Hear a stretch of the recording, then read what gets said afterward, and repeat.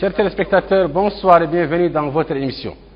Les Mauritaniens ont porté à la tête du pays, il y a 2 ans, le président Mohamed Ould Cheikh Al-Ghazouani.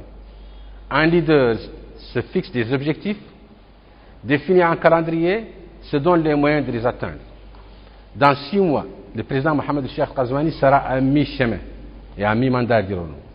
Les Mauritaniens ont le droit de savoir ce qui a été réalisé en 24 mois, sur les plans économiques, politiques, diplomatiques et sociaux. C'est dans ce cadre que rentre cette rencontre qui réunit autour de ce plateau M. Khan Ousmane, ministre des Affaires économiques et de la promotion du secteur productif. Bonsoir et bienvenue. M. Mohamed Yahya Al-Harma, homme politique, Lo Gourmand, homme politique, et son Excellence Bilal Rouzik, ancien ambassadeur. Notre débat va tourner autour de 4 axes: l'axe politique, l'économique, le social, le développement et la diplomatie. Monsieur le ministre, en 24 mois, qu'est-ce qui a été réalisé? Bonsoir. Bonsoir à tous les téléspectateurs. Bonsoir aux amis qui sont autour de la table. Bien, je ne sais pas de combien de temps nous disposons pour parler de ce qui a été fait en 24 mois. Certainement, la liste sera longue. Vous avez défini les axes qui vont marquer ce débat: le politique, l'économique, le social et le diplomatique. Je me réserverai beaucoup plus de temps pour parler de l'économique, parce que c'est le chapeau que je porte. Mais de façon générale, il faut noter une chose, c'est que ces 24 mois ont été marqués, pendant 17 d'entre eux, par une pandémie. Par une pandémie qui a secoué le monde, qui a secoué tous les pays du monde, qui a secoué particulièrement les pays de la sous-région. Je crois que je voudrais que les Mauritaniens regardent autour d'eux, regardent ce qui s'est passé dans chacun des pays qui nous entourent au cours des 17 mois passés. Ils verront que la Mauritanie est restée un pays pacifique, un pays paisible, un pays où la discussion se mène en toute tranquillité. S'il faut tirer un premier bilan, je dirais c'est celui-là. Encore une fois, regardez ce qui s'est passé dans chacun des pays qui nous entourent et revenez sur la Mauritanie. C'était la paix, c'est la discussion entre l'opposition et le pouvoir, entre divers partis, segments de la population mauritanienne. S'il faut faire un premier bilan, c'est celui-là. Merci. Monsieur le Président. Merci. Bonsoir tout le monde. Bonsoir à vos téléspectateurs. Merci pour l'invitation pour faire ce bilan des 2 années de gouvernement du président Mohamed Ould Cheikh Al-Ghazouani et du gouvernement. Effectivement, faire un bilan dans une période, comme l'a dit M. le ministre Khan, marquée par une pandémie d'une ampleur majeure qui a déstructuré toutes les économies, toutes les relations humaines, qui perturbe apparemment durablement la vie sur la planète, c'est un exercice assez compliqué parce que les tendances pour l'avenir sont encore inconnues. Même l'évolution actuelle, la 4e vague ou la 3e pour nous, sont encore assez mal maîtrisées par les spécialistes. Donc, c'est une situation extrêmement difficile. Néanmoins, la période écoulée, conformément aux engagements du président de la République, qui s'est engagé à apaiser le climat politique, initier la discussion entre les partenaires politiques, entre l'opposition et la majorité, qui ont connu des périodes de tumulte, des périodes de tension pendant de très longues périodes. La relation entre les pouvoirs, entre les majorités et l'opposition en Mauritanie a souvent été une relation compliquée, une relation tendue, une relation d'incompréhension structurelle.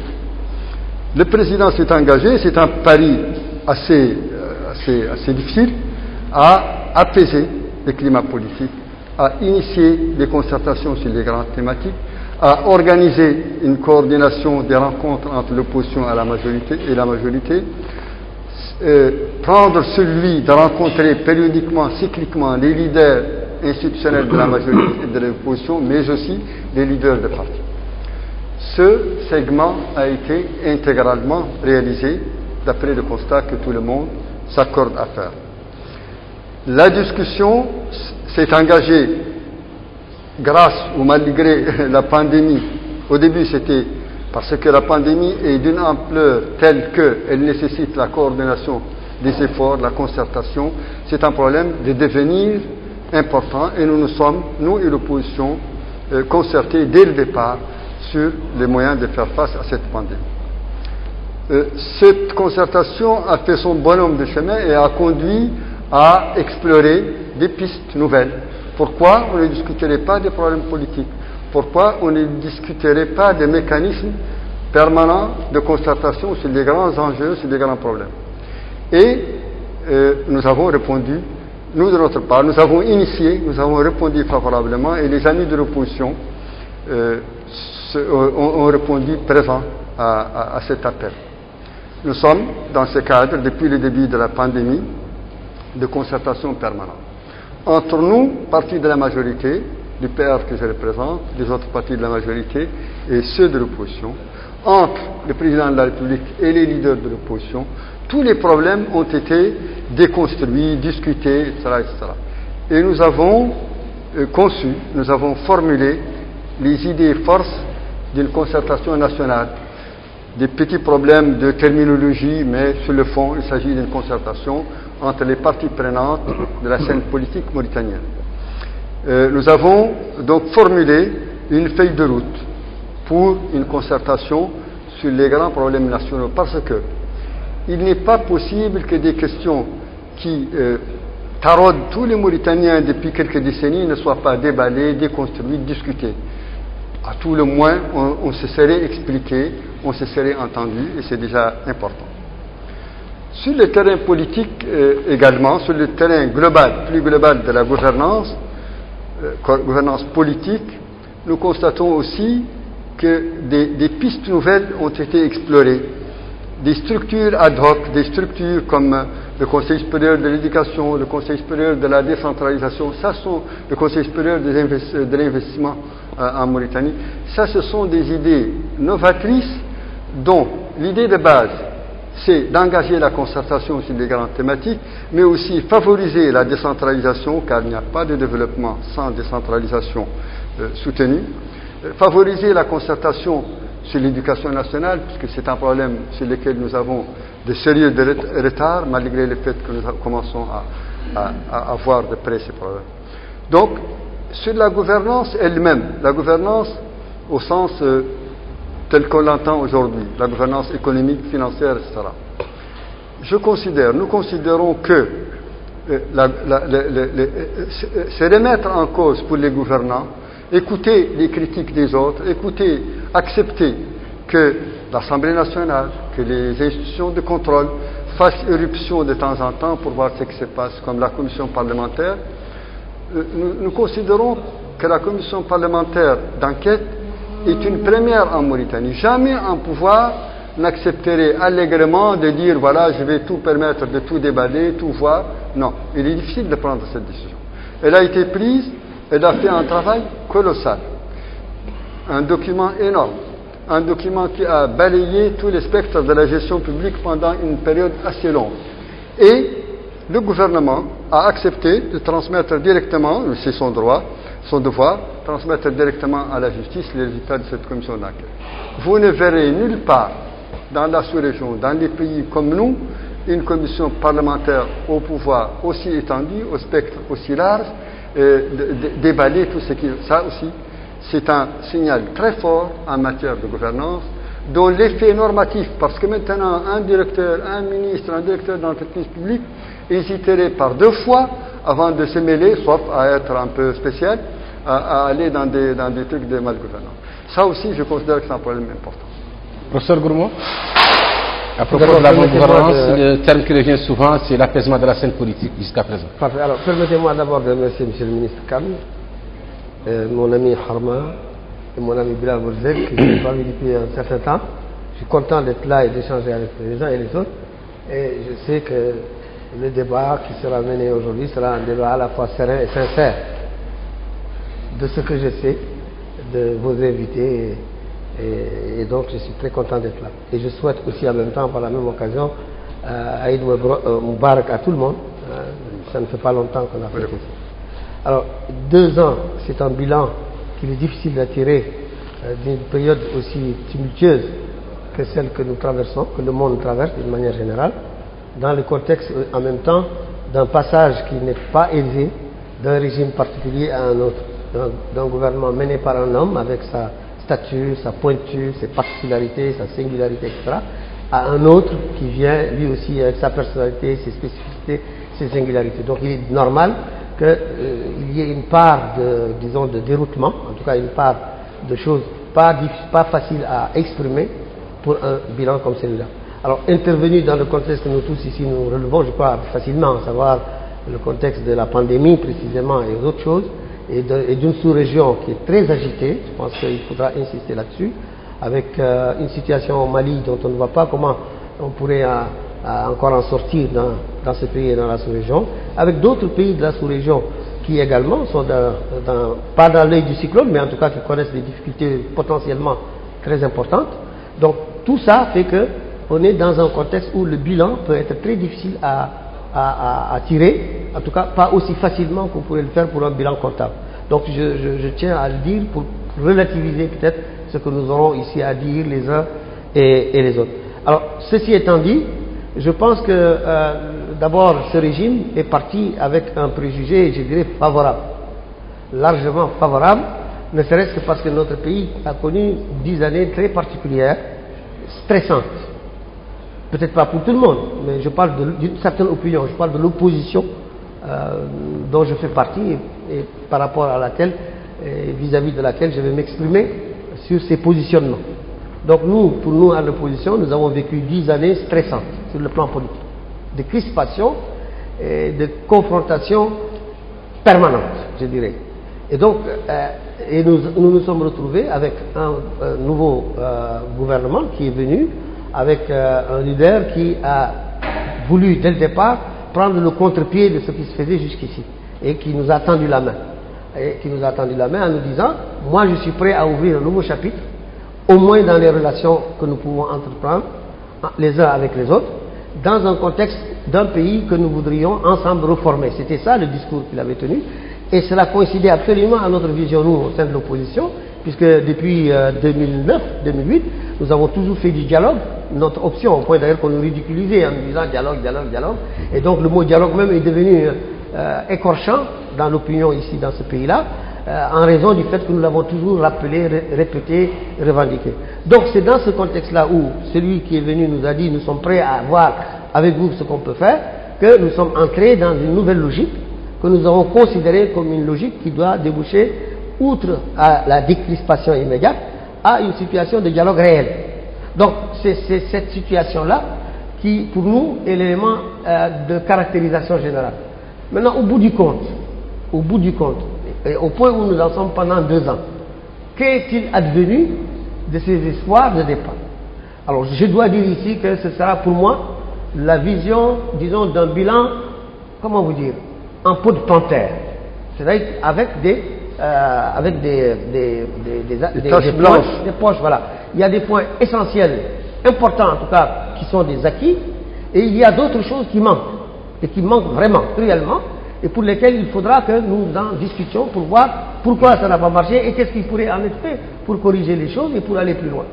Pour ce qui marche d'abord, il y a, je l'ai dit, ce nouveau climat politique de décrispation. Il y a des choses sur lesquelles nous avons estimé que ça pourrait être une très bonne chose, par exemple, parler de la réforme de l'éducation en soi et dire qu'on le fait en pointant du doigt certains des aspects qui ont été considérés, comme tout le monde d'ailleurs en Mauritanie, comme négatifs. Nous pensons que c'est une vision qui est juste. Nous pensons également qu'une certaine approche de certains aspects de l'économie du pays, dans un contexte où il y a une critique de la gabegie, une critique de ce que nous, l'opposition, nous avons toujours dénoncé, nous pensons qu'en soi que c'est important.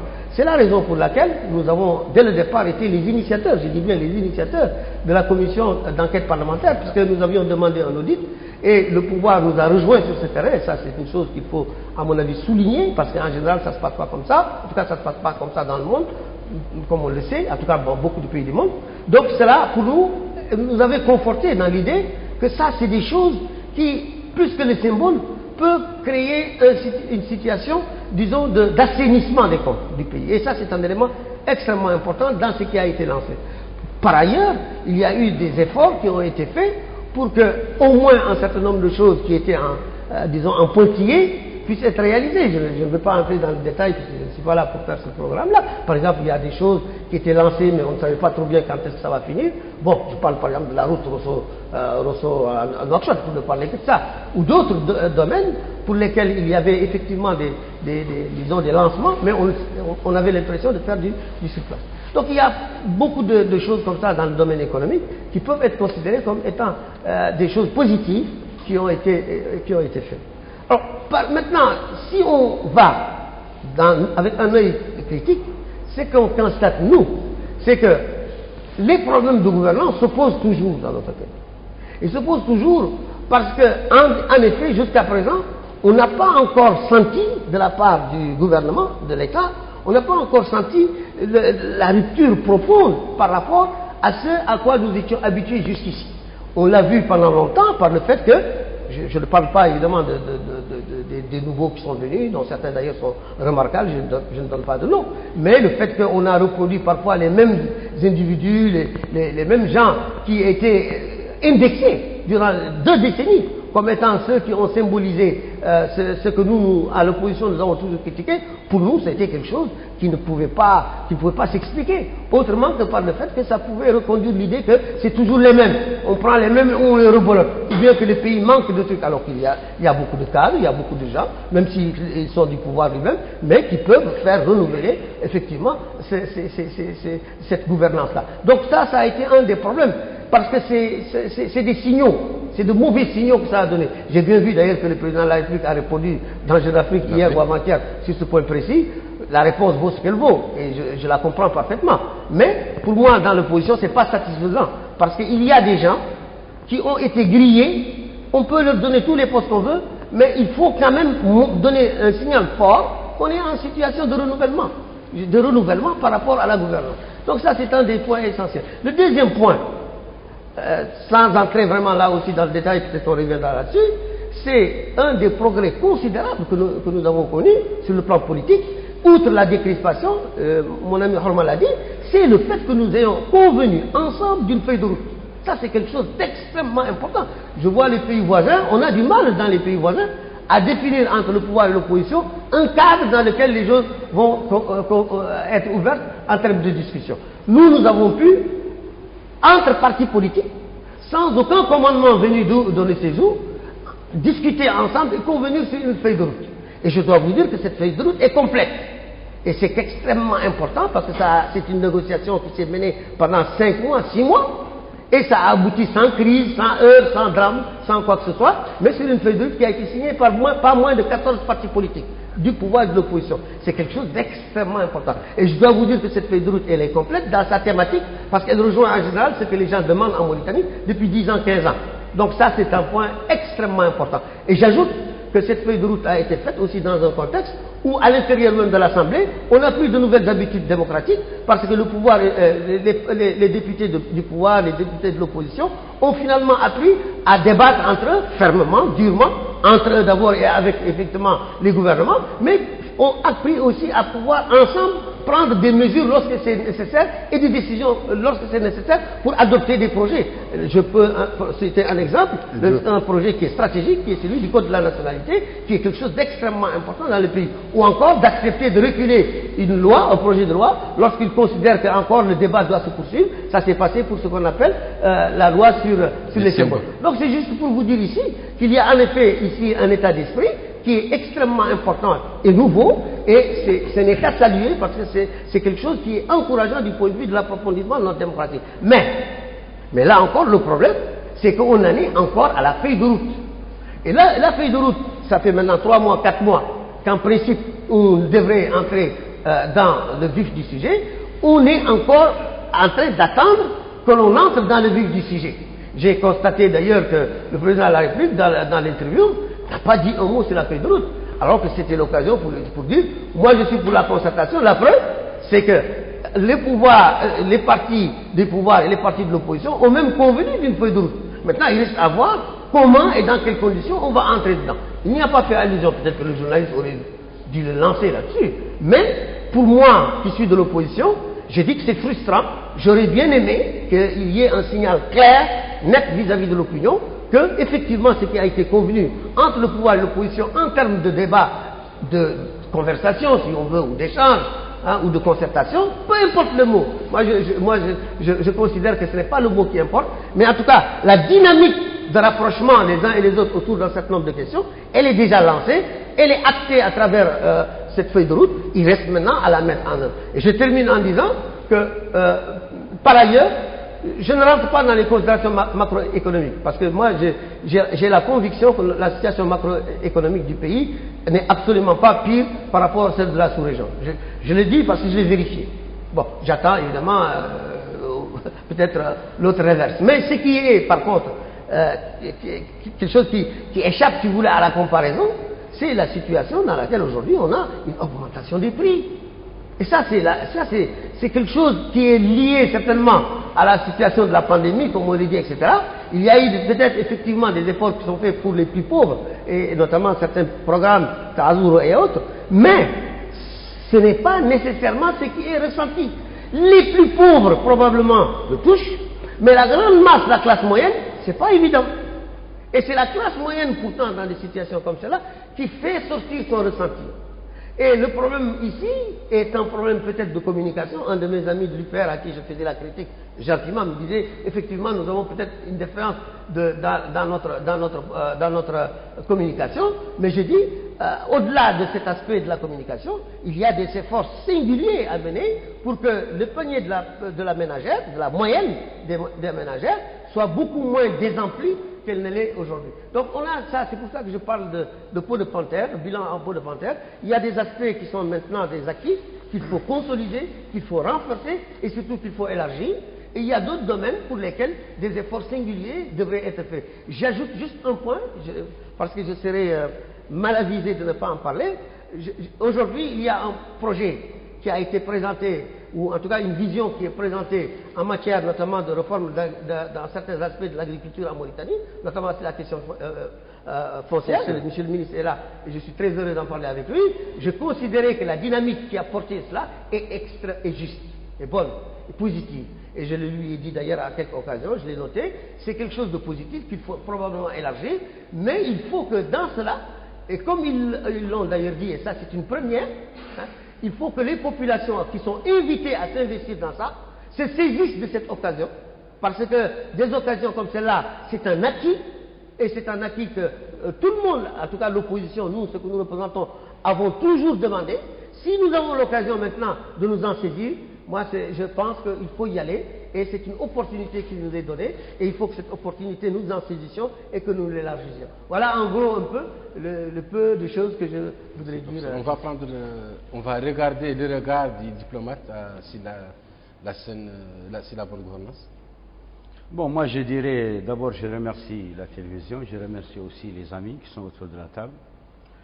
Moi je pense que les 2 années ont été principalement marquées par cette pandémie, qui est vraiment un truc mondial, qui a freiné les avions, qui a freiné tout ça. Mais un deuxième aspect aussi, c'est la persistance et l'aggravation des situations sous-régionales. Il y a donc une aggravation des situations sous-régionales, des tensions sous-régionales. Et je crois que ce sont 2 éléments qui ont principalement marqué ces 2 années.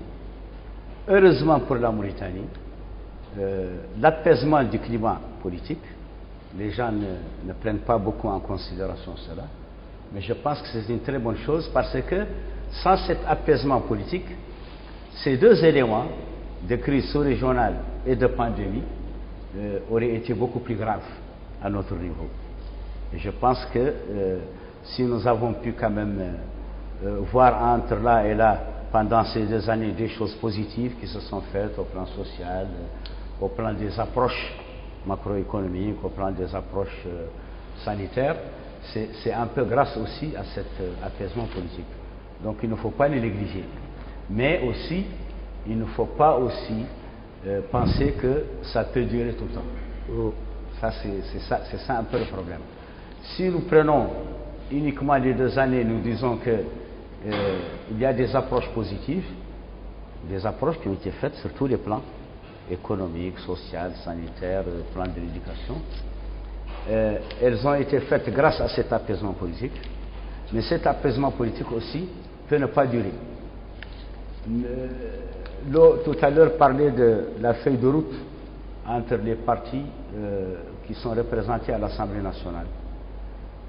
Cette feuille de route, il y a beaucoup de gens qui ne sont pas concernés par cette feuille de route. Je pense qu'il aurait fallu consulter aussi un certain nombre de personnes, dont des candidats à la présidence, dont la société civile. Donc il faudrait peut-être un peu élargir, voir cette feuille de route, parce que nous qui ne sommes pas partisans, nous n'avons rien sur cette feuille de route. Et donc il serait aussi bien qu'on puisse un peu ouvrir les débats. Même si en l'ouvrant, on ne va pas peut-être aller dans le dialogue, parce qu'apparemment le dialogue, nous sommes fatigués du dialogue, moi-même j'en viens. Mais il faudrait quand même que cette feuille de route-là, d'abord qu'on puisse commencer, comme l'a dit mon ami Lo, à travailler là-dessus. Et aussi qu'on puisse élargir un peu les points de vue sur cette feuille de route. Donc moi je dis que globalement, les 2 années, on peut considérer qu'elles sont relativement positives, surtout grâce à l'apaisement du climat social. Nous devons faire attention parce qu'il n'est pas extensible à l'infini. Nous devons élargir un peu l'assiette des personnes qui assistent à cette feuille de route ou qui veulent en tout cas changer les choses. Parce que les Mauritaniens, ce qu'ils veulent en fait, c'est trouver un changement. Ils sont très pressés de changer les choses. Et je crois que pour changer les choses, il y a 2 choses sur lesquelles on doit s'appuyer. D'abord les pratiques. Ensuite les ressources humaines. Quand au niveau des pratiques et au niveau de la ressource humaine, les gens ne voient pas de changement notable, ceci peut entraîner un découragement qui serait nuisible à l'apaisement politique. Exactement. Excellence, j'ai retenu de l'intervention du professeur Gourmand le panier de la ménagère, les prix, ensuite le problème des terres, et je voudrais moi-même savoir où en êtes-vous avec le décollage économique. Bien. Je remercie les amis, je remercie tous ceux qui ont parlé, et je tire de ce qui a été dit globalement, parce que s'il faut dire en un mot, vous avez voulu qu'on se prononce un peu sur le bilan 2 ans après, venant de la bouche de Gourmand, venant de la bouche des amis, je crois le bilan, nous le partageons, il est bon. C'est ce que je retiens vraiment de ce que j'ai entendu. La peau de panthère, oui, elle est là, mais nous ne sommes qu'à 2 ans. Beaucoup de choses ont été faites et dans les circonstances que vous connaissez. Il reste beaucoup de choses à faire, heureusement qu'il en reste beaucoup. Il reste beaucoup parce que l'ambition est beaucoup plus élevée, etc. Pour être maintenant plus spécifique, les prix.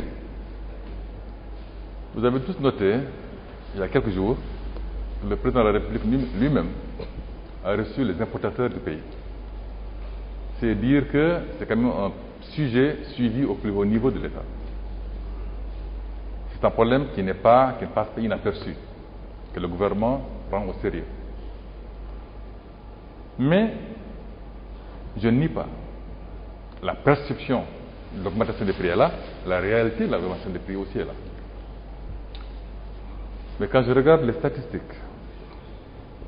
l'inflation dans les pays de la sous-région, telle que publiée par les agences statistiques des pays de la sous-région, on est dans la moyenne de ces pays-là.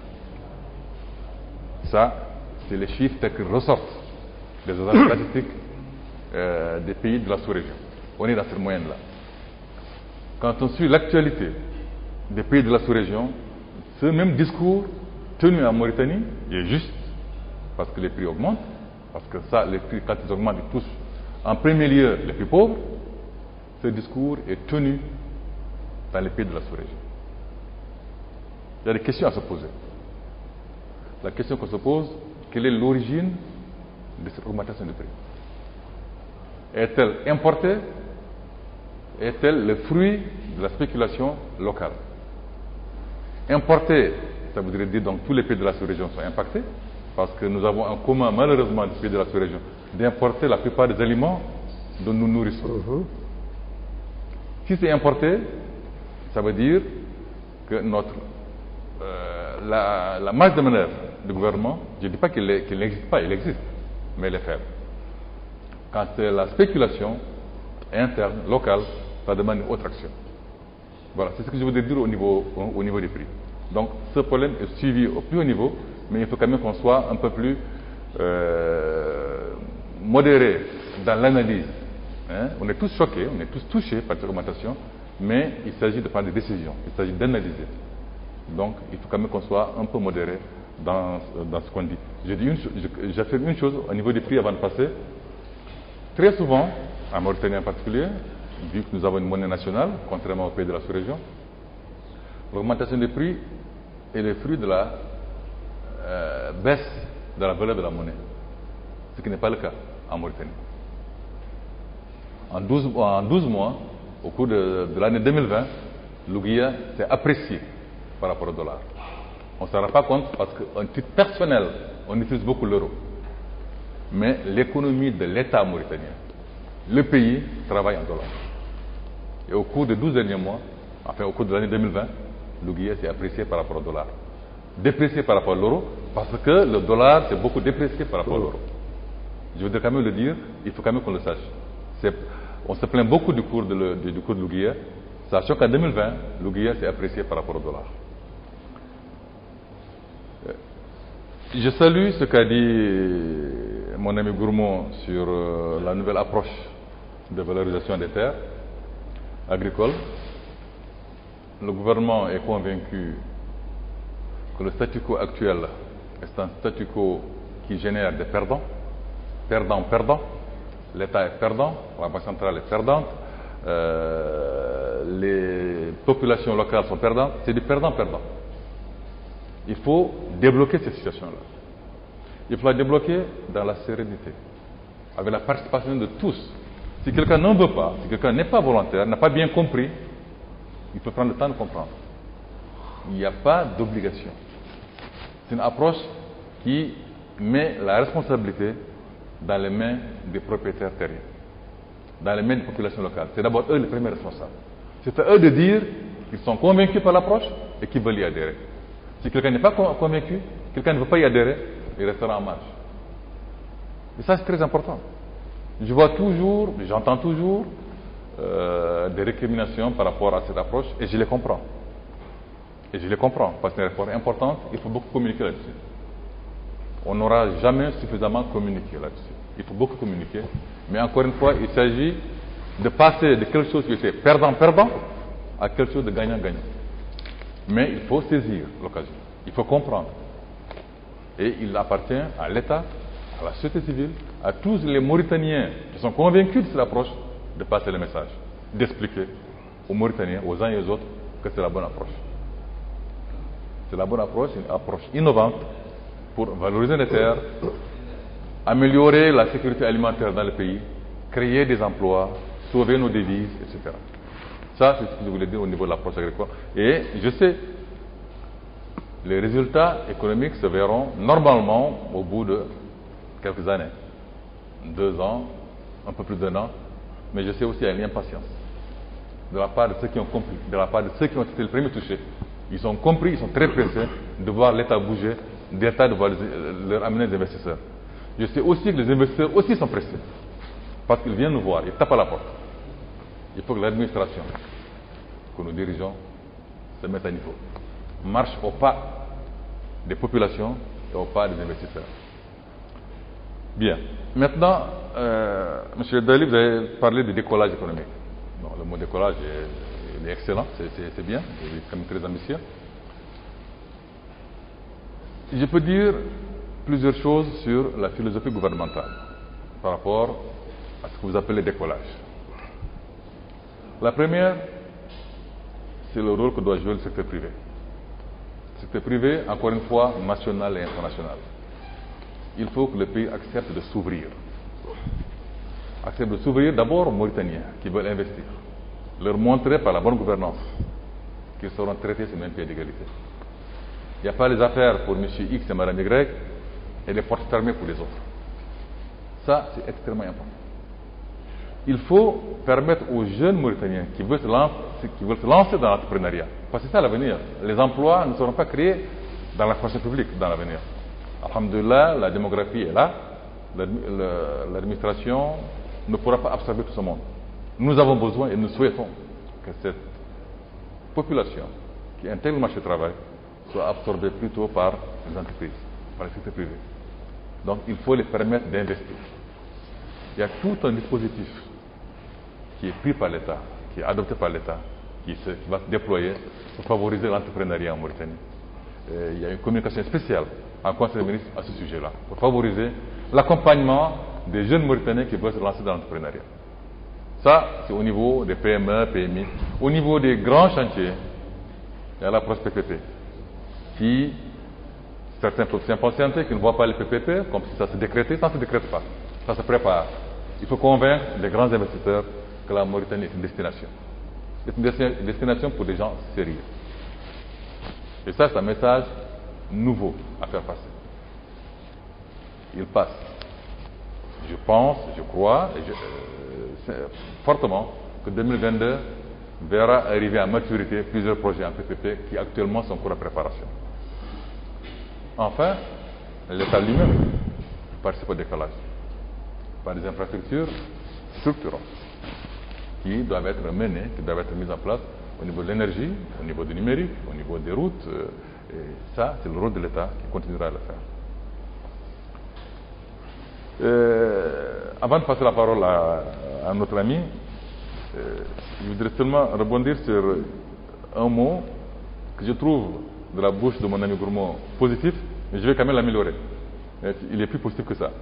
Il dit sur le plan macroéconomique, notre pays n'est pas plus mauvais que les autres. Non, je dirais que c'est bon. C'est bon dans le contexte actuel. C'est bon dans le contexte actuel. Nous avons beaucoup l'année 2020, année de pandémie comme on l'a dit, année au cours de laquelle l'économie mondiale a chuté. Mondiale a chuté de, dit-on, 3,5%.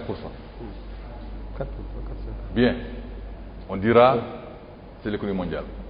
En général, les pays émergents, les pays en développement croissent plus vite. Mais quand on parle ces pays-là, ils ont chuté de plus de 3%.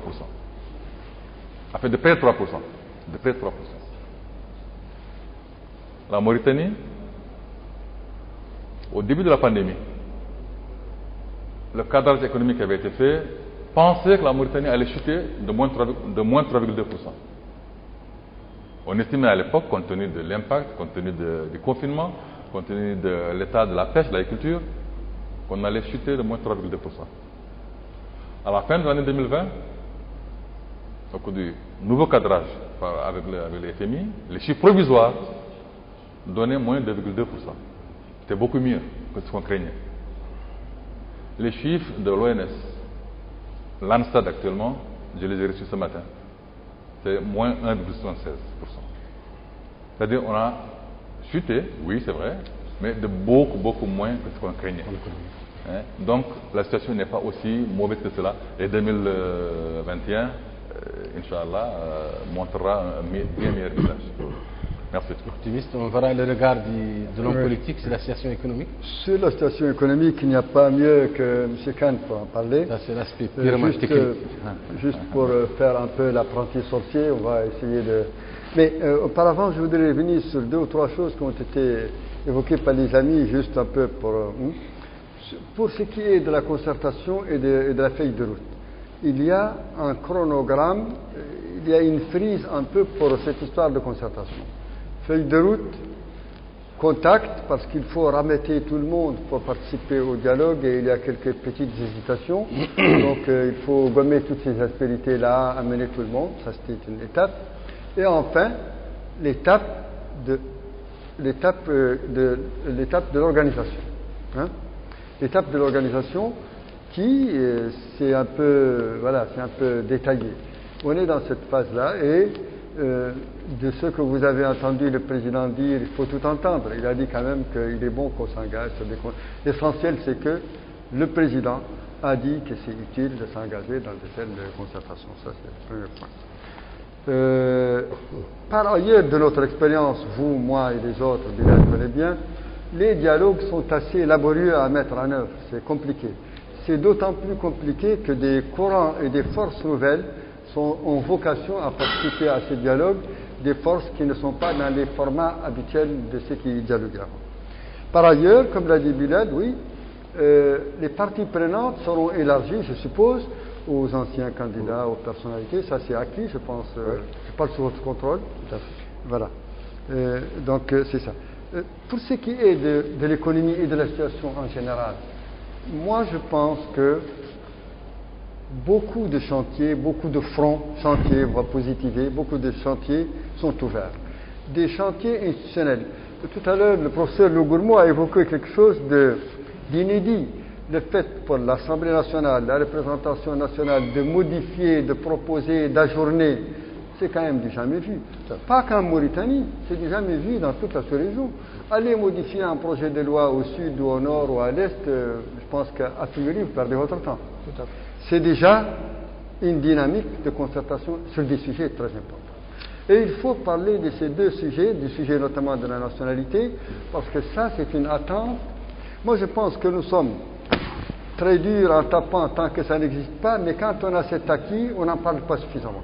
Ce problème de la nationalité est une réalisation, un acquis majeur pour les valoriser. Donc, ce type de concertation entre les parlementaires, c'est quelque chose qui est à louer. Pour ce qui est de l'économie et de la situation globale, comme l'a dit M. le ministre Khan, moi je pense qu'il faut toujours faire du benchmark. Vous l'avez dit, il l'a dit, à quel niveau nous nous situons, notamment par rapport au prix. Quand vous parlez du problème des prix, regardez les émeutes, les protestations dans tous les pays qui sont voisins. Ici, il n'y a pas de protestation, il n'y a pas, non. Mais dans les autres pays, ce sont des véritables émeutes populaires sur les prix. Regardez les prix essentiels, puisqu'ils figurent dans des publications périodiques, notamment de la FAO, d'organismes comme ça. Regardez les évolutions sur une année. Les produits alimentaires ont progressé de 31% dans le monde. Les principaux produits alimentaires ont progressé de 31% dans le monde. Ça ne veut pas dire que l'État doit rester les bras croisés. Et moi, ce qu'a dit M. le ministre est vrai.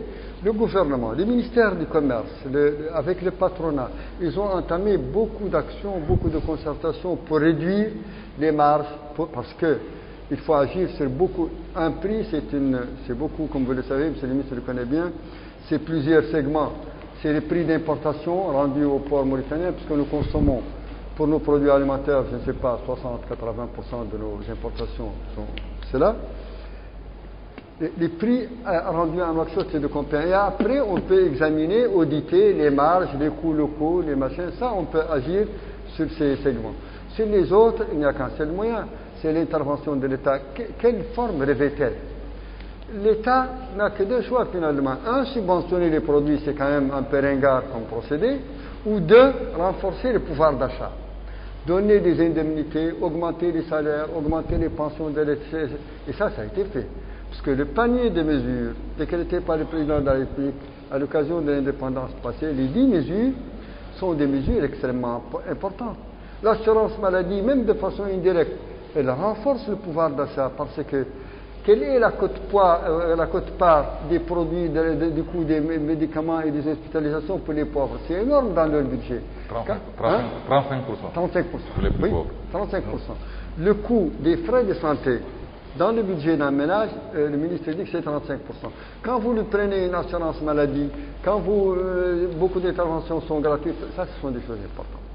Les revalorisations des pensions pour les retraités, pour les handicapés, ça, pour le personnel de la santé et de l'éducation. Ça, ce sont des composantes dynamiques de la classe moyenne et de la classe la plus précaire qui ont bénéficié des filets sociaux relativement importants. Les distributions gratuites d'aliments, les transferts, les cash transferts, tout cela. la batterie des mesures, l'arsenal des mesures, des piliers sociaux qui ont été mis en chantier est énorme. Et nous agissons sous une contrainte majeure. Je parle sur le contrat du ministre, j'ai regardé un peu la loi des finances pour la préparation de l'émission, 700 milliards, je crois, d'anciens oubliats. C'est quand même peanuts comparé au budget des pays. 700 milliards. Vous voulez faire avec ça quoi? Ventiler ça entre les préoccupations les plus urgentes et vous vous retrouvez avec des petits tas, des petits paquets. Et malgré tout, on lance un programme majeur qui est le programme élargi. Nous avons bout à bout 2 programmes pour un total de 300 milliards de guillards qui vont booster l'économie, qui vont booster les infrastructures de soutien, qui vont booster la société, qui vont booster l'enseignement, etc. Ça, il n'y a jamais eu en Mauritanie un programme aussi ambitieux, aussi fort. Ce que nous, politiques, nous, acteurs de la société civile, devons exiger du gouvernement, c'est d'accélérer le rythme d'exécution, c'est de mettre de l'argent, c'est d'engager des projets. Naturellement, le cycle des projets, comme il l'a dit, vous prenez une mesure importante, un grand projet, pour le maturer, pour le réaliser, c'est 4 ans, 5 ans, 3 ans, 2 ans pour les plus courts. Donc, ça sont des contraintes sur lesquelles nous agissons. Par ailleurs, tous les panoirs, pour reprendre votre image de peau de panthère, il y a plein de taches blanches là-dedans, malgré tout.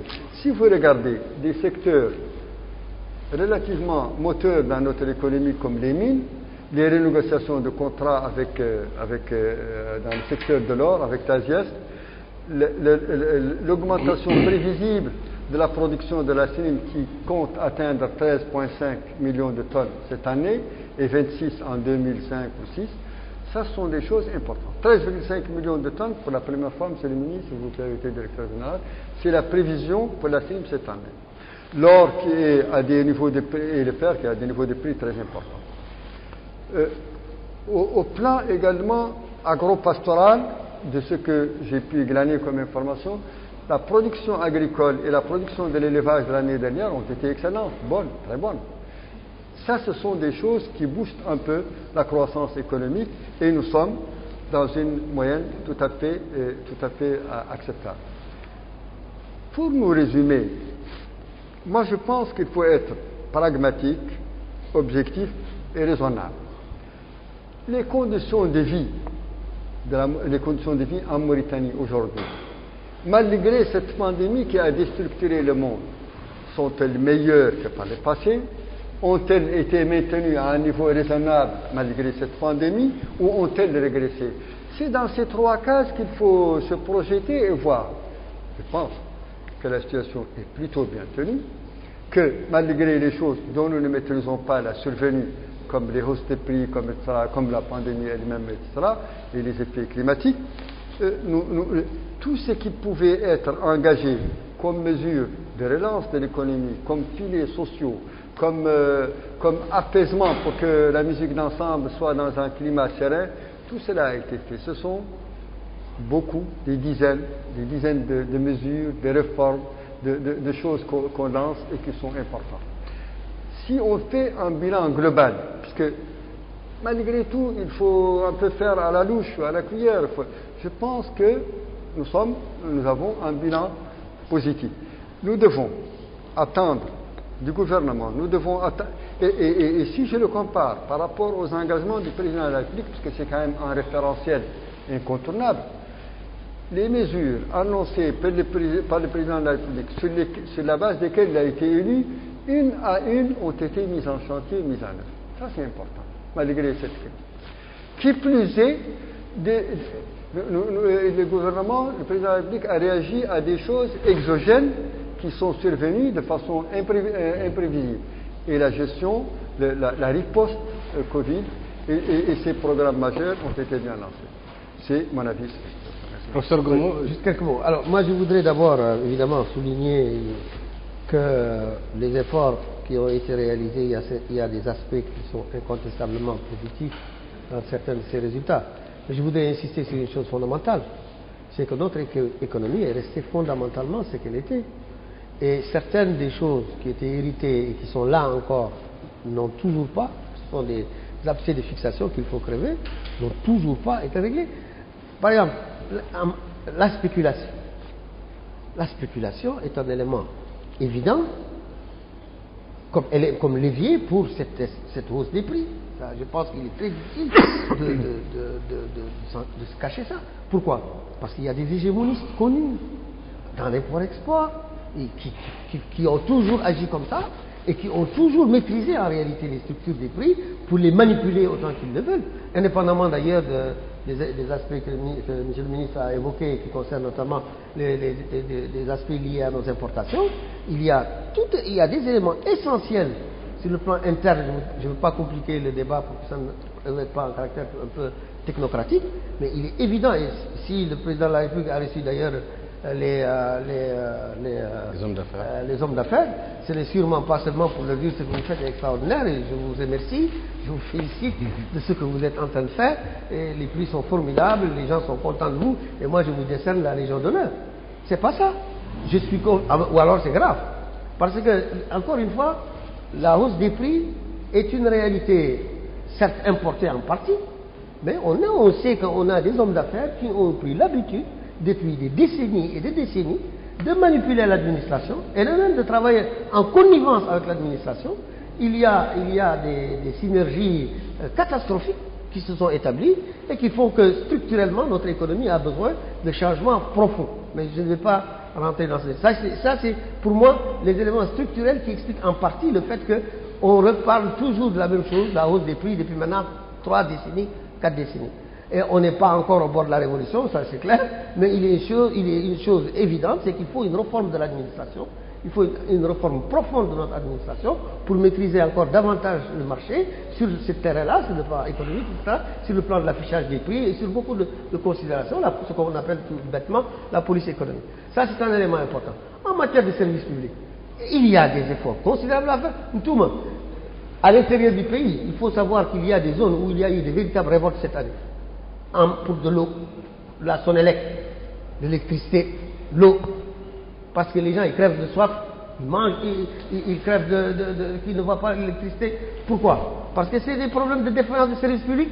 Nos services publics ne sont pas au top. Pourquoi? Parce que des mesures aussi n'ont pas été prises de manière décisive pour changer ces choses-là.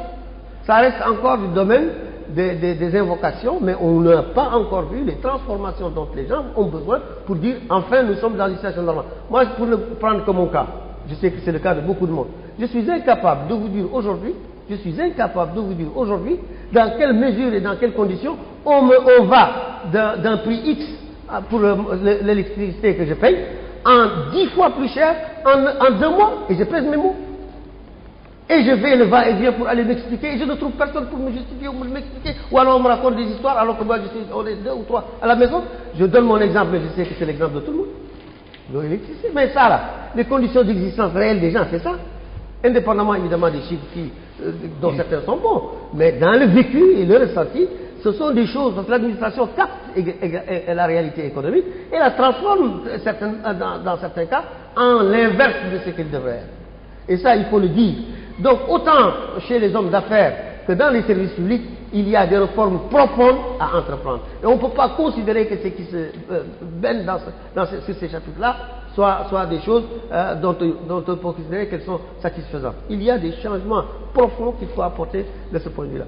Maintenant, sur le plan plus global, effectivement, il y a eu des choses, on nous annonce d'ailleurs des choses très intéressantes, notamment en matière de mines. Il y a eu également des efforts qui ont été faits pour rehausser un tout petit peu, notamment pour Kenros, certains aspects en tout cas, de ce que nous pouvions en tirer. Ça, c'est tout à fait juste. C'est pas peu, hein. On passe de 3 à 6. Il y a tellement de discussions là-dessus sur le plan international par rapport aux mines. Bon, je ne veux pas. C'est pour ça que j'ai dit ça en tremblant. À peu près de 3 à 6. J'ai dit ça en tremblant. Mais en tout cas, moi, je considère que nous sommes toujours à la recherche d'un modèle équilibré pour notre économie. Oui. Pour savoir nos richesses, qu'est-ce qu'il faut en faire pour une meilleure redistribution de nos richesses. J'ai parlé de gouvernance au-dessus. La gouvernance, ce n'est pas seulement que la gouvernance technocratique, ce n'est pas seulement que la gouvernance en termes de rapport administratif. Il y a toutes les questions liées aux discriminations. La façon dont les gens perçoivent aujourd'hui le rapport qu'ils ont avec l'État. C'est des choses de la réalité immédiate.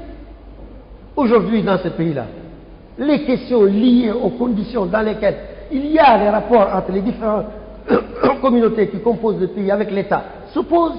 Et l'État, encore aujourd'hui, n'a pas pris la mesure de la gravité de cette situation. Nous sommes pourtant dans un environnement dangereux, tout le monde l'a dit ici. On voit ce qui se passe au Mali. On se voit d'ailleurs tout ce qui nous environne. Nous avons une baraka pour l'instant en Mauritanie. Entre autres, d'ailleurs, tu l'as dit très très bien, je pense que nous sommes tous d'accord là-dessus, la politique d'apaisement réciproque, de part et d'autre, a joué un rôle de décompresseur. Mais attention, tu l'as très bien dit d'ailleurs, ça ne peut pas durer. Ça ne peut pas durer perpétuellement si l'État ne prend pas des mesures vigoureuses pour mettre fin à des distorsions ou à des mauvaises représentations de l'État ou à des mauvaises perceptions de certaines pratiques de l'État. C'est pour ça que quand tu as parlé de pratiques également, je suis tout à fait d'accord avec toi. Il y a des pratiques qu'il faut changer, qu'il faut varier. Je dois aussi souligner, en termes d'acquis, ce serait malvenu de ne pas en parler, en matière de presse, notamment, je félicite la presse publique, en tout cas la télévision et la radio, d'être beaucoup plus ouverte maintenant qu'il y a quelque temps, pour accueillir. Moi je suis accueilli plusieurs fois, d'autres également, et ça c'est extrêmement important. Il faut élargir. Je sais que les gens là pas, parce que j'en ai discuté avec eux, j'ai été les voir, je n'hésite pas à aller les voir pour discuter. Je sais qu'ils présentent des projets pour élargir encore, notamment au niveau des associations communautaires, pour que l'expression soit encore plus large, plus ouverte. Ça, ce sont des choses qui peuvent aider l'intégration nationale. Et un des chapitres fondamentaux dans un pays comme la Mauritanie, c'est l'intégration nationale et sociale. Il y a des couches sociales en Mauritanie, il faut faire des efforts particuliers pour les élever, pour les amener à se hausser au niveau de ce qui est considéré en tout cas en général comme un niveau d'intégration moyen acceptable. Mais on ne peut pas laisser les choses se dériver par elles-mêmes et penser que les choses vont se résolver par elles-mêmes.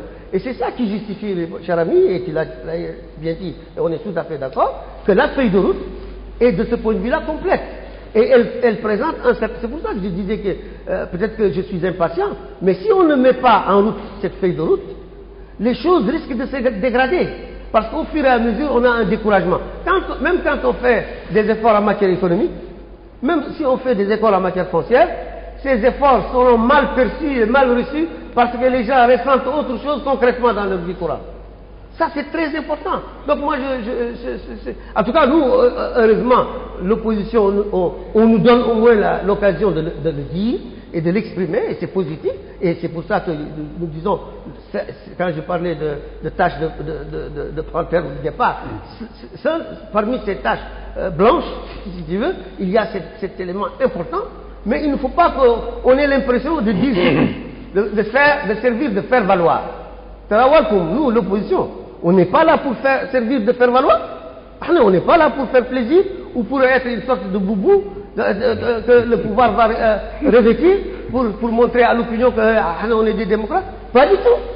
C'est sincère en nous. Nous voulons que ce pays change dans le bon sens, dans l'intérêt de tout le monde, aussi bien du pouvoir que de l'opposition, parce que si nous avons un système démocratique dans lequel les choses fonctionnent normalement, vous gouvernerez normalement, nous nous opposerons normalement, et l'alternance pourra se faire même si c'est dans 50 ans, en tout cas les choses iront normalement. Mais il faut éviter les unilatéralismes dans l'interprétation des choses. Je pense que ça c'est un élément et un facteur sur lequel en tout cas je tenais à insister dans le bilan.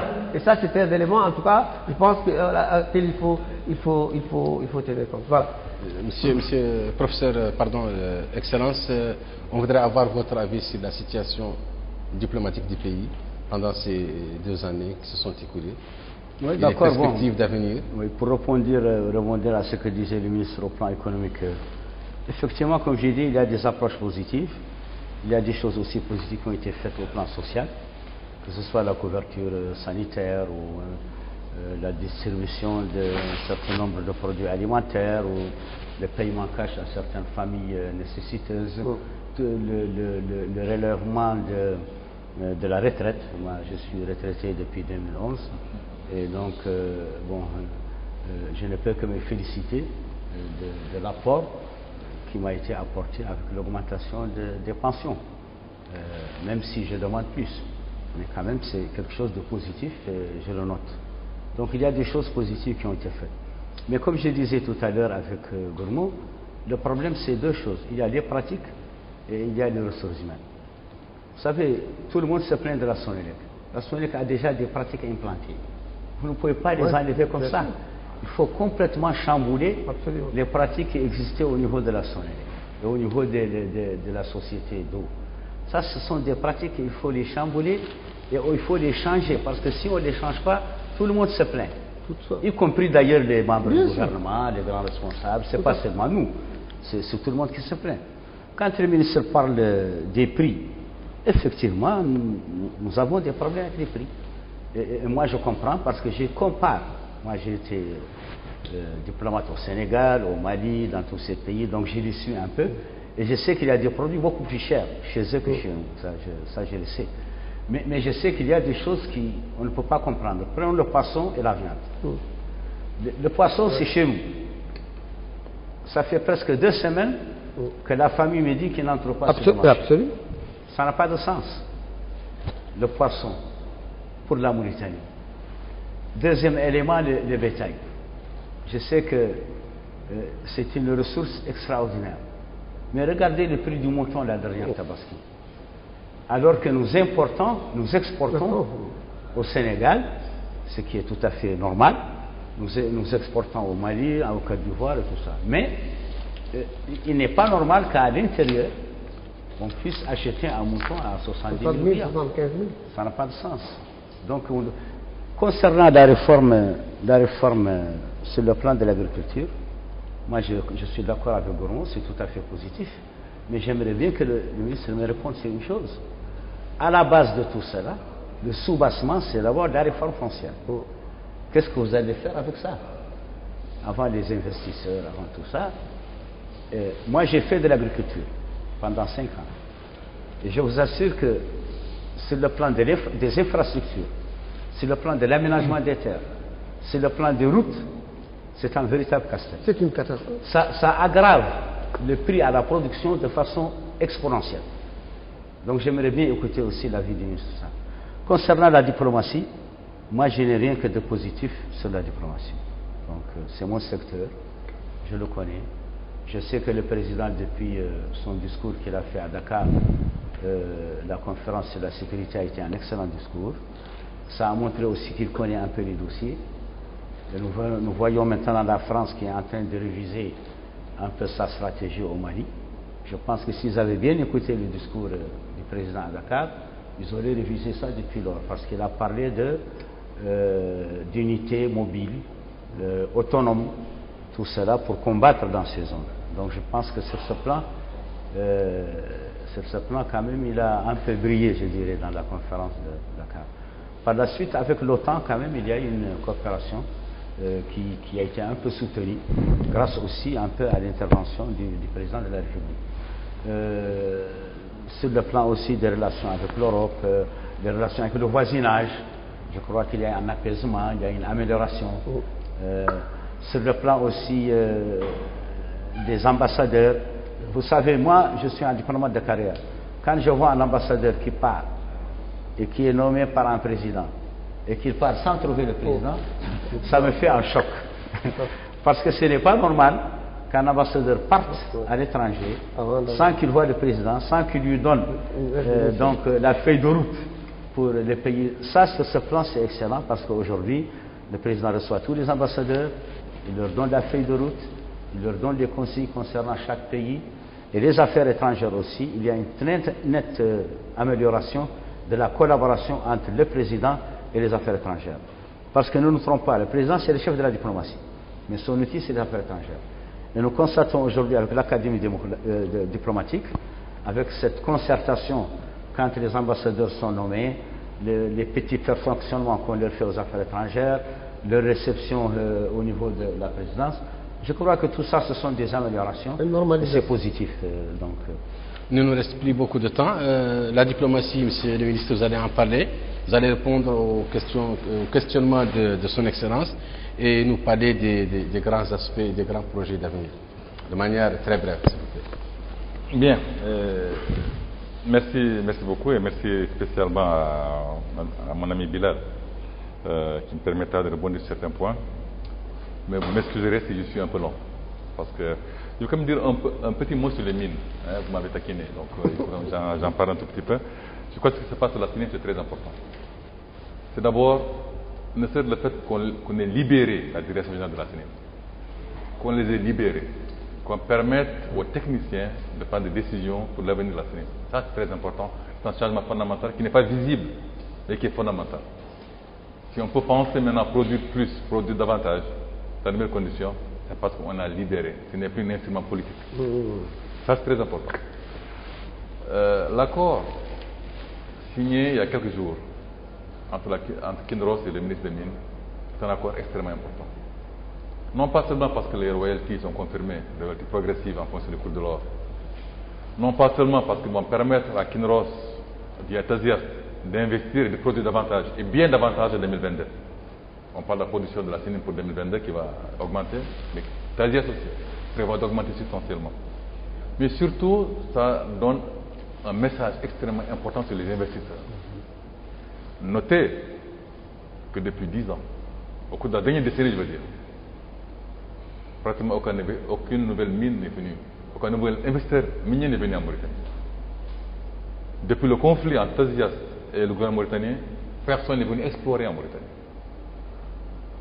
Parce que ça, c'est un message qui était là pendant que les investisseurs attendaient.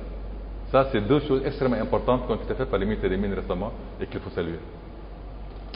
Bien, j'ai dit un mot sur les prix.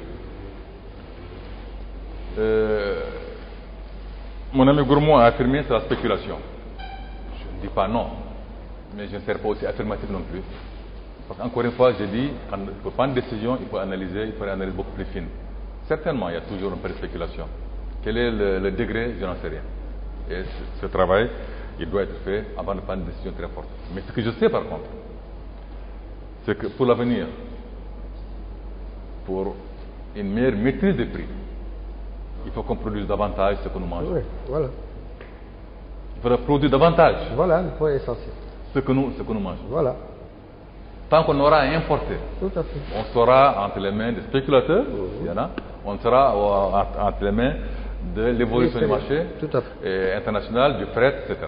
Absolument. Donc ça, la solution, c'est Voilà. de produire localement nos carottes, nos tomates, notre riz, notre etc. Ça, c'est ce que je voulais dire au niveau des, au niveau des prix. Ah, on est d'accord. Maintenant, Bilal a dit que le changement de pratique et le changement d'homme.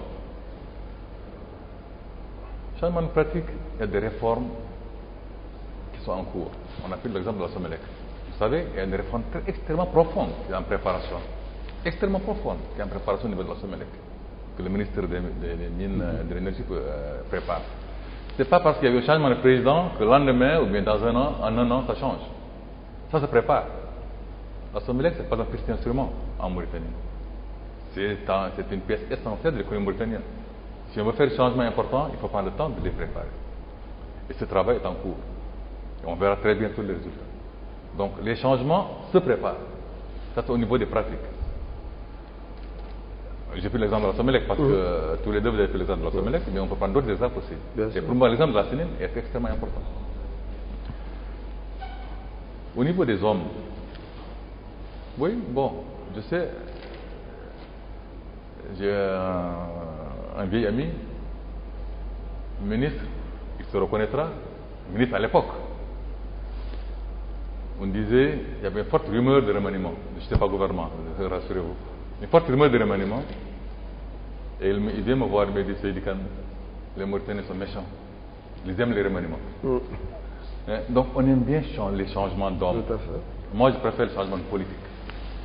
C'est vrai, il y a des personnes qui sont des symboles. La présence de telle personne à tel poste, c'est un symbole. Mais moi, au-delà des symboles humains, moi je préfère la politique qui change. La pratique, comme vous l'avez dit, qui change. Ça, pour moi, il faut changer de politique. Il faut changer de pratique. Il faut faire des réformes très puissantes avec les hommes qu'il y a. C'est vrai, on aimerait bien voir les choses balayées. Les gens aiment bien. Dans certains pays, on appelle ça le balai, je ne sais pas quoi. Bien, le balai citoyen ou autre chose. Oui. Mais je mets moins l'accent sur les individus, sur les personnes, que sur la politique qui est menée derrière les personnes, par les personnes. Je réponds maintenant à la question de Bilal sur la nouvelle approche agricole, parce que ce n'est pas seulement un problème foncier, c'est un problème global. Que veut l'État? l'État veut que ce domaine, cet actif important, que sont les terres arabes au bord d'un cours d'eau, soit valorisé au bénéfice du pays d'abord, au bénéfice des Mauritaniens. Participer à la croissance, participer à la sécurité alimentaire, créer des emplois, fixer les gens dans le terroir. C'est ça que l'État veut. Les populations locales veulent ça aussi parce qu'ils sont des citoyens, mais ils veulent aussi une certaine forme de reconnaissance. De reconnaissance par rapport à ce que l'histoire a fait. L'histoire a fait qu'ils sont propriétaires, d'une façon ou d'une autre, même si l'État a déclaré, ce qui est vrai, que l'État appartient à l'État. Mais eux, ils sont citoyens aussi, citoyens de l'État. Ces terres ont été valorisées, ont été défrichées par leurs ancêtres. Et on peut combiner les deux, l'intérêt de ces citoyens et l'intérêt de l'État. Faire en sorte, ça c'est l'intérêt de l'État, qu'elles soient effectivement valorisées. Valorisées dans les meilleures conditions, avec les meilleures techniques, avec les gens qui ont les moyens financiers, avec les gens qui ont la technologie. C'est ça. Mais ça se fait avec leur accord. Oui. Avec l'accord des populations locales. Avec la garantie que dès le début, ils auront de quoi vivre. Et au bout d'une certaine période, l'État va leur céder la propriété foncière. Mais il faut au préalable. Il faut au préalable. Il y a un consensus. C'est de l'affermage, non? Non, L'affermage, non? L'affermage, oui, c'est correct. Mais entre les personnes qui, dans un cadre consensuel, ont admis, voici les propriétaires de ce lopin. Il faut qu'il y ait un consensus au départ. C'est ça. Et l'État reconnaît et valide ce consensus. C'est ça. Et alors, tout ensemble va contracter avec un investisseur. C'est ça. Et l'État mauritanien va garantir que cet accord va être respecté par les deux parties. Il s'agit de cela. Je crois que je n'ai pas été... Il décide des grands projets d'avenir d'ici... en espérant qu'on va se retrouver dans 2 ou 3 ans pour faire... Mais Inch'Allah, peut-être même dans 1 an d'abord. Bien, le ministre de l'énergie m'en voudrait si je ne disais pas un mot quand même de l'hydrogène. On n'en parle pas assez. Je veux que les gens, que les Mauritaniens comprennent qu'il s'agit d'une opportunité énorme pour le pays. Il se trouve, Dieu a fait que la Mauritanie dispose, et l'un des rares pays au monde, pas le seul, mais l'un des rares pays au monde, qui dispose de tout ce qui est nécessaire pour produire et développer l'hydrogène vert. Et ça, d'après tous les experts, c'est l'avenir sur le plan énergétique. Tout à fait. C'est pas pour l'année prochaine, c'est pas pour dans 2 ans, dans 3 ans, mais c'est quelque chose à envisager dans maximum 10 ans, bien avant. Mais ça se prépare dès maintenant. Il ne faudrait pas qu'on soit surpris. Comment on a été surpris par le gaz, comment on a été surpris par le pétrole, comment on a été surpris. Non, là on n'a pas le droit d'être surpris. Et le gouvernement prend les dispositions qu'il faut. Pour moi, c'est un grand axe dans le développement de ce pays pour nos enfants et nos petits-enfants. C'est quelque chose à prendre très au sérieux. Le deuxième grand axe, pour moi, c'est le développement agricole. Si on arrive à faire en sorte que ce triptyque, population riveraine des terres, administration, investisseurs privés, travail en bonne intelligence, ce sera un boom agricole dans ce pays. Tout à fait. Et c'est nouveau, ce serait nouveau. Oui, Bilal a parlé des contraintes d'infrastructure. C'est vrai, mais ces infrastructures, je ne sais pas quelle année vous avez arrêté l'agriculture, ou bien j'espère que vous continuez toujours. D'abord, c'est l'une des conditions. Pour les investisseurs. Pour les investisseurs. Un investisseur ne viendra pas, on ne lui demandera pas de construire une route, de construire une ligne électrique. Non. D'abord, il y a une bonne base actuellement. Et dans le programme du président, dans le prophète, il y a encore des prévus d'accroître la capacité, le réseau mauritanien d'énergie. Mais l'État mauritanien accompagnera ces investissements en jouant son rôle dans les infrastructures, les routes, l'énergie et l'habitat d'eau. Je m'excuse, M. Roussel, mais en cas de conflit entre l'investisseur et les populations locales, l'État est arbitre. qu'est-ce qui est prévu? L'État est arbitre. D'abord, le conflit, je ne dis pas qu'il n'y en aura pas, il y aura toujours des conflits entre partenaires. Mais au départ, il y aura un appel d'offres, il y aura un dossier d'appel d'offres. Le dossier d'appel d'offres doit fixer les droits et les devoirs de chaque partie. Donc c'est déjà contractuel. Parce que ce sera un contrat. Et l'État sera là pour garantir que ce contrat sera respecté. Mais même dans le cas d'un contrat, eh bien, on est à côté d'un expert en domaine, il y aura toujours des conflits. Mais je veux dire, toutes les dispositions seront prises pour que ceci arrive exceptionnellement. Parce que ce sera contractuel. Hein? Comme l'a dit Horma, ce sera une forme d'affermage, ça veut dire un contrat entre un groupement de propriétaires reconnu et validé par l'État et un investisseur national ou international qui viendra. Ça, c'est le deuxième grand projet. Grand projet auquel je crois, le développement agricole. Parlons maintenant de l'élevage. À Timbedra, le président a lancé une nouvelle approche dans le développement de l'élevage. Le cheptel mauritanien, il est là, il est connu. Il est reconnu par sa qualité et sa quantité. Mais vendu sur pied, avec une valeur ajoutée extrêmement faible. C'est l'un des premiers secteurs économiques du pays. Mais les éleveurs, les bergers, c'est les plus pauvres de ce pays. C'est quand même anachronique. Les privés n'ont pas investi ce domaine-là. Et le président a dit, mais si les privés ne sont pas venus, l'État va y aller. L'État va amorcer, en attendant que les privés viennent. Depuis le discours de Nema, les privés sentent que c'est un domaine auquel l'État croit lui-même. Parce que si les privés ne font pas, l'État va le faire. Et ça, voilà un autre chantier que je verrai bien, que je crois et j'espère va fleurir bien avant la fin de ce mandat. Je vais m'arrêter là. Merci, Monsieur le Ministre. Président, de manière très brève. Oui, très bref. Oui, je rebondis sur ce qui a été dit par les uns et les autres, puisque la discussion est très intéressante. Comme vous l'avez constaté, dans les programmes qui sont en train d'être lancés et dans le programme du président, l'objectif économique majeur, c'est de mettre l'économie sur une trajectoire d'émergence. L'émergence, c'est compliqué, c'est difficile. Je veux dire, les critères d'émergence sont assez hauts, mais il faut se mettre sur la trajectoire, avec pour vocation d'y arriver. Et donc, préparer les réformes, les mesures pour y arriver, et ça, c'est important. Nous disposons de plusieurs pôles qui recèlent des potentiels économiques majeurs. Le gaz, l'hydrogène vert, comme l'a dit M. le ministre. L'idée, le Memorandum of Understanding porte sur 40 milliards, si jamais il arrive à se réaliser, de dollars. C'est énorme pour la taille de la Mauritanie, 40 milliards de dollars. Combien de fois le PIB de la Mauritanie, c'est énorme. Donc l'hydrogène, le gaz, les mines, le pôle minier est aussi un pôle important. On va passer sous peu, avec les chantiers de la CIM actuellement, à 26 millions pour arriver après à... le pôle halieutique, quand il est restructuré, quand il est remis sur des bases de durabilité, de protection de la biodiversité et de gestion rationnelle, c'est un pôle énorme, le pôle halieutique. Et le pôle agricole et élevage. Je parle sous le contrôle du ministre, mais l'agriculture et l'élevage, au total, c'est 15-16% du PIB, je crois, entre les deux, avec une prédominance pour l'élevage à 10%.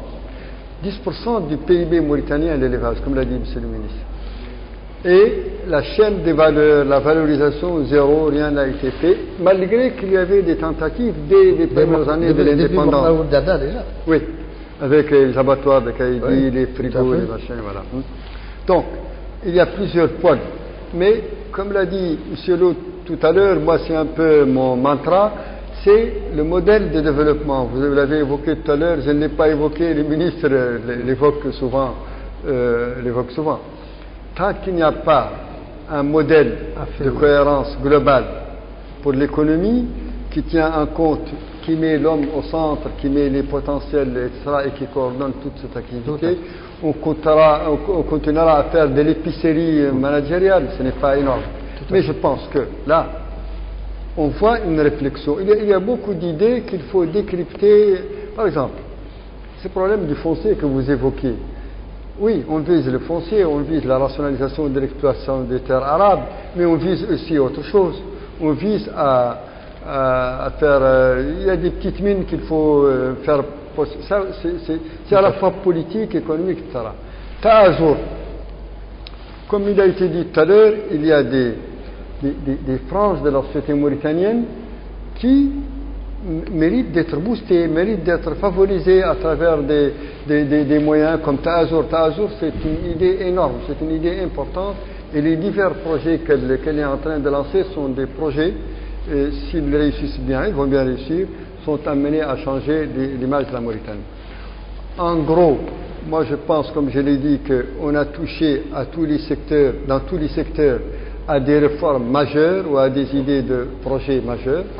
Il manque à ce que le climat des affaires, le ministre l'a évoqué tout à l'heure, tout cela est tributaire du climat des affaires. Tant que le climat des affaires n'est pas bon, n'est pas attractif, suffisamment attractif pour l'investisseur, rien ne peut être fait. Parce que, encore une fois, nous ne disposons pas de ressources financières pour valoriser nos ressources. Nous sommes liés aux investisseurs et les investisseurs ont leurs conditions que nous devons faire exister. Il faut un climat des affaires attractif, favorable. Tout à fait. Sur tous ces chantiers, tous, y compris le climat des affaires, la réforme, tout cela, on a lancé des idées importantes. Nous espérons cueillir les fruits très prochainement. Voilà.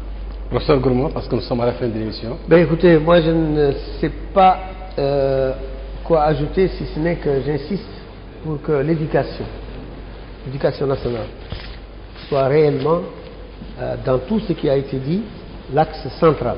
Parce que rien de ce qui peut être dit ne sera effectif si nous ne remettons pas en cause et nous ne redressons pas ce secteur de l'éducation qui est dans une situation difficile. C'est le moins qu'on puisse dire. Et cela de l'école primaire, peut-être même moins de l'école primaire, jusqu'à l'université. Tant que cela ne sera pas fait, aucun projet sérieux. Et d'ailleurs, pour moi, c'est le critère principal du sérieux dans un État et dans un gouvernement. Tu promets le ciel et la terre. Je te croirai quand tu mettras sur pied une école qui montrera que de cela, il sortira le ciel et de la terre. Parce que rien ne sera fait sans cela. Donc ça, c'est un élément extrêmement important. Deuxième élément, je crois que mon ami a parlé effectivement du climat des affaires. Et ça, c'est très important.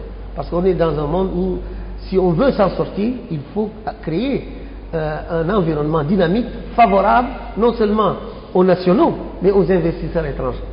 C'est le monde qui fonctionne comme ça. Et nous devons prendre cela comme une mesure stratégique. Mais pour ça aussi, il faudrait avoir ce qu'on appelle la sécurité juridique. C'est pas que je plaide pour ma chapelle, mais la réforme de la justice est devenue indispensable. Vous savez, un investisseur, il viendra dans un pays où il est sûr qu'il y a une règle claire, et deux, que si la règle est violée, il pourra avoir chez qui se plaindre. Sinon, aucun ne mettra de l'argent. Personne. Or, nous avons là des choses à faire pour changer la donne. Et Dieu sait que nous avons les moyens de le faire.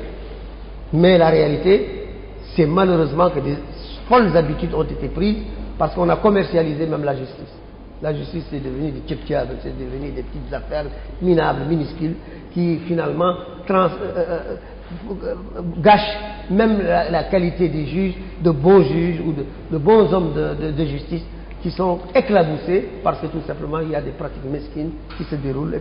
Donc il y a tout un ensemble de données qu'il faut corriger de ce point de vue-là.